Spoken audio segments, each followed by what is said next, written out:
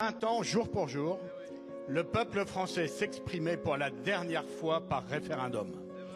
Le 29 mai 2005, il rejetait massivement le traité constitutionnel européen contre l'avis confiant d'une majeure partie des politiques, des médias et des sondeurs.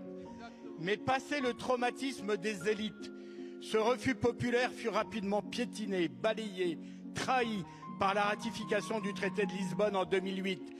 Et en 2012, la promesse de campagne d'une renégociation sera reniée dès le lendemain de l'élection, aggravant davantage la défiance des Français à l'encontre de leurs gouvernants. Depuis, cette crise démocratique n'a cessé de croître. Et en 2023, un nouveau seuil a été franchi. Le gouvernement, aveugle ou inconscient, a imposé par 49-3, sans vote, la réforme des retraites, malgré l'opposition de la majorité des Français et une mobilisation sociale historique. Il a ensuite utilisé l'obstruction pour bloquer tous les débats sur le sujet. Et le président vient de refuser, il y a quelques jours, la proposition d'un référendum. Une plaie béante s'est ouverte dans notre démocratie et les Français ne sont pas prêts de tourner la page.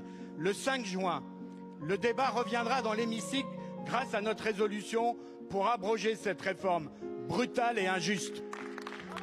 L'Assemblée pourra enfin, et pour la première fois, se prononcer au nom du peuple français. Ce vote traduira, nous n'en doutons pas, la volonté majoritaire des Français. Vous aurez alors, Monsieur le Premier ministre, l'occasion de tirer les conséquences de ce vote et ainsi réparer la fracture démocratique qui défigure notre République. Monsieur le Premier ministre, ma question est simple. Serez-vous l'homme qui réconcilie ou celui qui laissera s'enquister cette blessure au cœur même de notre nation ?